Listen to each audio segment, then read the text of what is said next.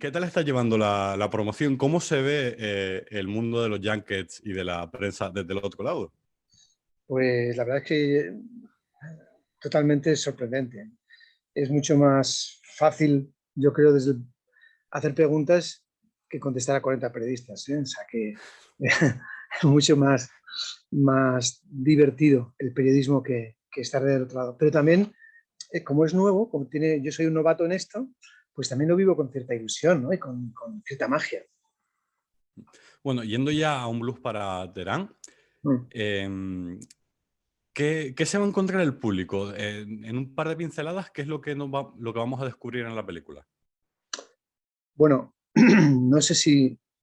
Yo creo que sí, iba a decir que no sé si se va a descubrir algo, pero lo que sí creo es que sobre todo descubrir y saber que, que los persas no son los enemigos nuestros. Claro, me parece muy interesante que digas eso porque la visión que ofrece la película se aleja mucho de la imagen que podemos tener por culpa de los medios de comunicación. Es decir, las noticias que suelen salir cada 2 por 3 Oriente Medio, en Irán, siempre son de conflictos, de disputas regionales o con Estados Unidos. Que la imagen que se suele vender es un tanto negativa en lo que son los medios informativos. Y aquí vemos una cara totalmente distinta. Los medios de comunicación desde hace ya bastante tiempo se perdió la batalla de la independencia, como tú mejor que nadie sabes, ¿no? En favor de ser casi los portavoces de los intereses económicos de cada medio de comunicación. Hay un interés muy grande siempre en hacer ver que Venezuela, que Cuba, que Irán, que Rusia, que tal, son los grandes enemigos del sistema occidental. Y a lo mejor, si lo preguntas en las ciudades, en los barrios más humildes de cada ciudad, te llevarías una sorpresa, ¿no? Así que bueno, creo que el cine está siendo más valiente y no lo del mío, ¿no? Digo que el cine está siendo más valiente desde hace muchísimo tiempo en contar las cosas que ocurren en el patio desde la creación, ¿no? Desde el arte en algunos casos, ¿no? Entonces, creo que tiene más verdad el cine que el periodismo. En ese sentido, no sé si es impresión mía o realmente esa era un poco la intención que tenías, pero sí noto en la película que hay mucho cariño a la hora de transmitir la imagen esta de Irán y de su gente. Es una mirada eh, hecha desde ese cariño, desde ese amor hacia esa cultura y ese país. Hombre, yo no tengo ningún odio por ningún país del mundo que yo sepa en principio, vamos. Pero que no te acercas a un país que no te dice gran cosa a hacerte tu ópera prima o tu primer largometraje, ¿no? Entonces te acercas primero a un país que te dice muchas cosas, que te llena el corazón de emoción, que te llena el alma de intimismo, que te llena su música, su paisaje, su poesía. Entonces te acercas a un país donde tú tienes muchas cosas que sentir, ¿no? Para transmitirse al espectador. Luego he leído un poco acerca de cuál ha sido el proceso de la película, que habéis tenido problemas con el tema de los visados, que tardasteis en conseguirlos, porque al ser periodistas pues ponían más pegas. Pero una vez que estéis ahí, ¿hubo complicaciones a la hora de rodar o fue relativamente sencillo poder sacar adelante el proyecto? Sencillo no, sencillo no, porque tú poner una cámara en las calles de Irán a rodar es tener ya un foco de problemas, ¿no? O se te acerca la policía, o se te acercan los militares, o los confidentes, o como nos pasó una vez, acabas en comisaría de policía, te capturan y te hacen borrar las imágenes que ellos consideran que no deben salir de Irán. En fin, sencillo, ¿no? Y problemas bastante, sobre todo en la capital, en Teherán, donde es una capital, donde es una ciudad tomada por el poder y por todos los confidentes, en fin, todo ese asunto. Fuera de Irán, sí fue muy sencillo. No solamente sencillo, fue divertido, fue emocionante encontrarse con las diferentes comunidades iraníes que están pues en el Caspio, en el desierto, en el sur, en el Golfo Pérsico o en el Kurdistán, donde fue realmente muy emotivo. La gente es mucho más, tiene una cultura heredada y no aprendida. Eso se nota mucho en Irán, ¿no? En España lo notas, yo lo he notado mucho cuando viajas, por ejemplo, a la Andalucía profunda, entre Ronda, por ejemplo, y Vejer, te das cuenta que los paisanos tienen una cultura, no sé, y decir, románica, coño, o sea, te encuentras con personajes que no es que sepan porque han ido a la Universidad de Salamanca o de Granada, sino porque tienen un conocimiento de una civilización que lleva muchos años ahí en ese sitio, ¿no? Entonces te hablan desde la poesía, desde la filosofía, aunque no sepan leer ni escribir. Por cerrar el capítulo del rodaje en Irán, ¿cómo fue la selección de los distintos protagonistas del documental, de la película? ¿Fue un proceso complicado? ¿Tenéis ya en mente tipo de perfiles que querías contar? Tú lo has dado. En el primer proyecto, en el primer tratamiento de Un blues para Teherán, ya estaban los personajes que queríamos tratar. Yo ya había elegido o seleccionado ese tipo o ese perfil de personajes porque ya en muchísimas visitas a Irán y a diferentes sitios, yo ya sabía a quién quería. Yo no quería a catedráticos ni a políticos de no sé qué o a periodistas de La Voz de Irán. No, no, yo quería a gente, como te decía antes, que expresan sus opiniones, su conocimiento desde la historia y no desde la urgencia de una facultad, o sea, o de una academia. Lo divertido fue encontrarlos. O sea, yo quiero un pescador del Caspio y que lo encuentres, ¿no? Pero claro, como lo estás buscando, cuando vas viendo muchos perfiles por el Caspio, por ahí de acá, y ves a este es el que yo quiero. Ahora que hable como yo quiero. Así que eso es el cine, es un ejercicio creativo, la verdad que muy profundo, a la vez que muy divertido. Y en ese sentido, ha evolucionado mucho el proyecto una vez que tienes esos perfiles que encuentras a esos personajes para tu historia, o ya ibas con una estructura muy prefijada y hubo poco lugar a la improvisación y a que el proyecto creciera con lo que es el rodaje y luego el montaje?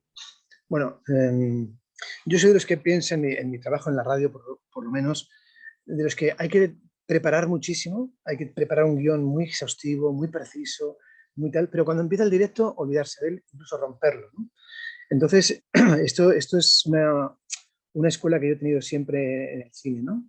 Y es que tú tienes todo muy preparado, pero dos cosas. Una, cuanto más lo evoluciones, cuanto más lo pongas a debate entre todos los que están inmersos en el equipo e incluso fuera del equipo. Ahí, por ejemplo, tuvimos un coordinador de guión como Fernando Pérez, que fue interesantísimo. O sea, yo he trabajado con mucha gente para evolucionar, ¿no?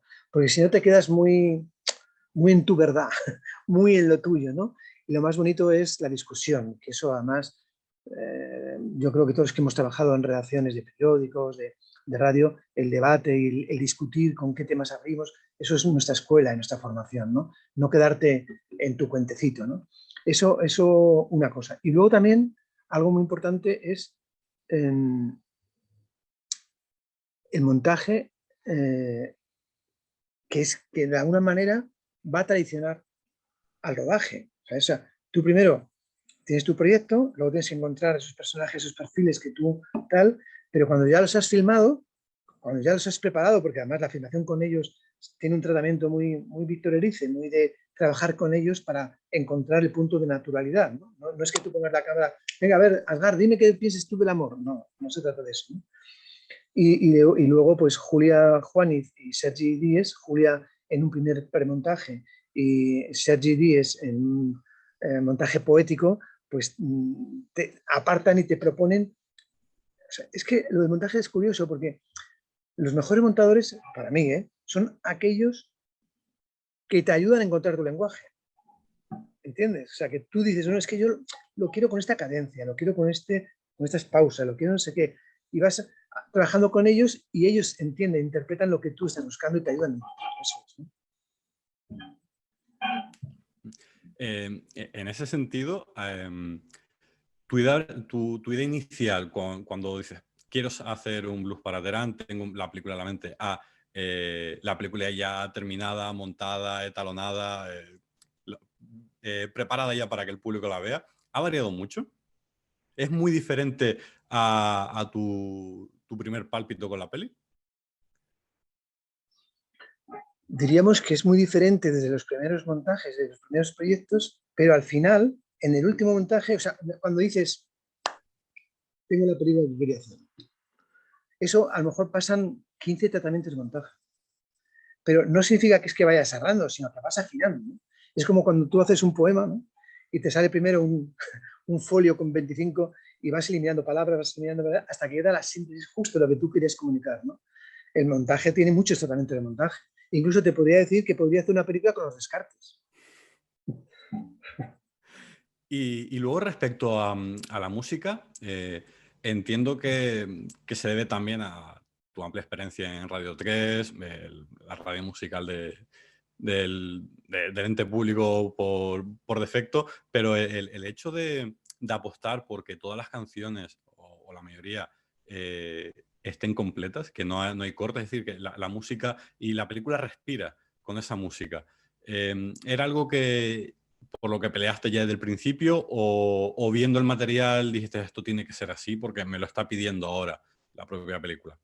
Bueno, yo quería hacer un musical, básicamente, porque es mi forma de mi lenguaje y mi forma de construir todo, ¿no? Un programa de radio, tengo algunos libros en el que hay códigos QR para que te vayas a las canciones. Incluso en el último de Elma Suárez, el último libro, tienes un link con la banda sonora de las canciones que me ayudaron a escribir, ¿no? Ese libro, ¿no?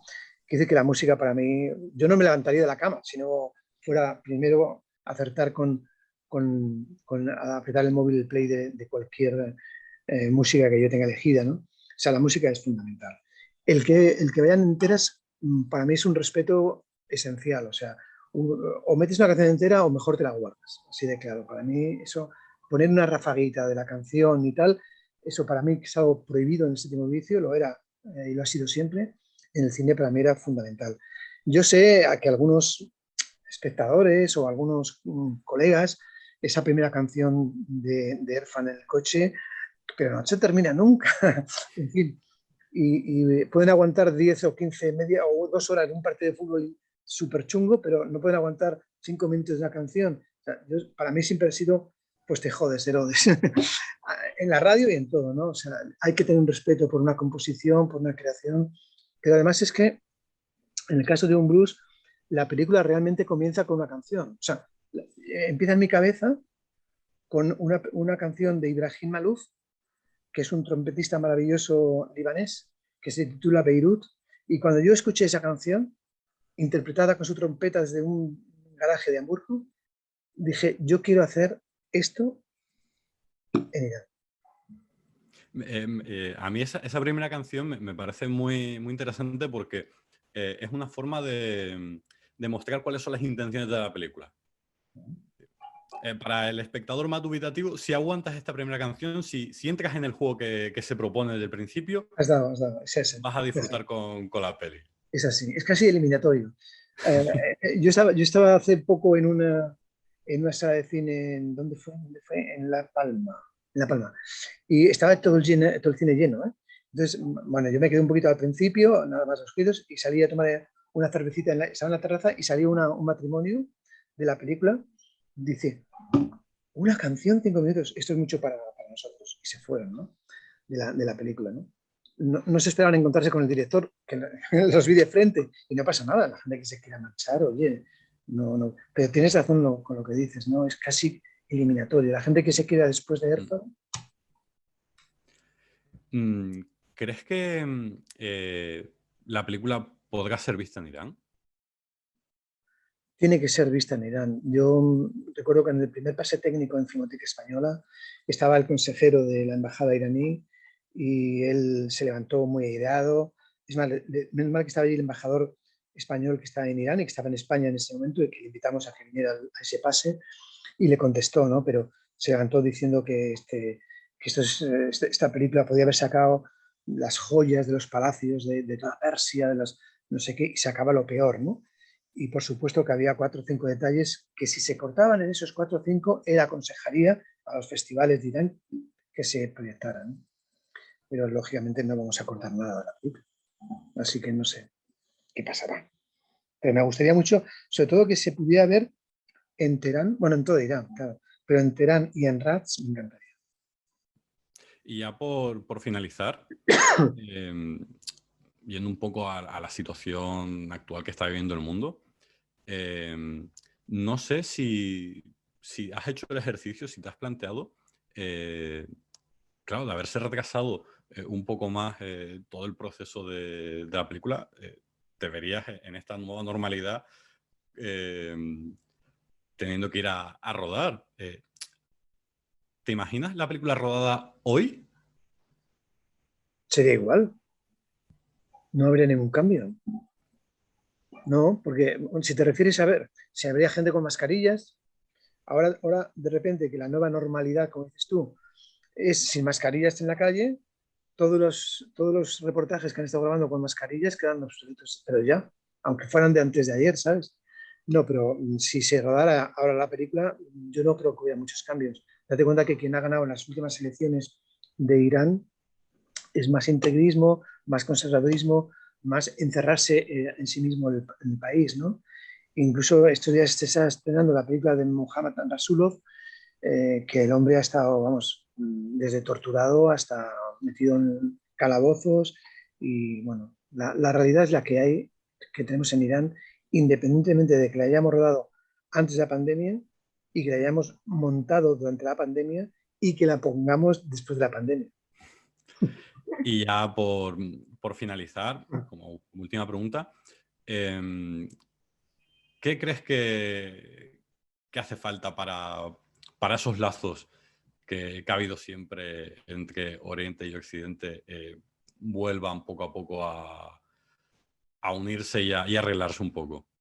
Desde la experiencia de conocer el país, haber ido a rodar ahí, ¿qué necesitamos? Primero, haría falta una mayor relación de Occidente con la cultura en vez de con el mercado, ¿vale?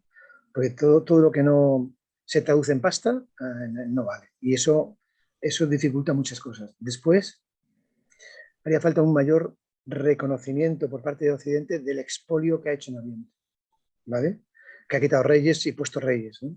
Entonces, ese segundo punto sería muy importante, porque además sería un paso hacia la unidad que necesita Occidente, que está demasiado metido en la soberbia, ¿no? Y tercero, diálogo. O sea, a ver, no se puede invadir estos países con drones, con aviones, como yo he sido testigo. Se veían los aviones norteamericanos entrar en aldeas y pueblos iraníes sin permiso de ningún tipo, simplemente por el poderío que quieren, ¿no? Así no se soluciona nada. Porque, como dice Asghar, el pescador, ¿no? Si vienen los americanos, que vengan, que acabarán en el fondo, ¿no? Bueno, pues con eso lo que haces es más distancia y imposible. Lo que hay que hacer son esas tres cosas. Primero, apartarse un poquito de tanto consumo y tanto mercado. Segundo, relacionarse un poquito más con lo que hemos hecho a través de la historia en África, en Oriente, en estos países, en América, en fin. Y reconocerlo por lo menos. Ya no digo pedir perdón, como dicen gilipollasmente, este tipo de cosas. Lo que hay que hacer es un reconocimiento. Es decir, si nosotros hemos ido a Irán, hemos expoliado su petróleo, hemos quitado reyes y puesto a nuestro beneficio para que nos firmaran las explotaciones. Bueno, pues este reconocimiento.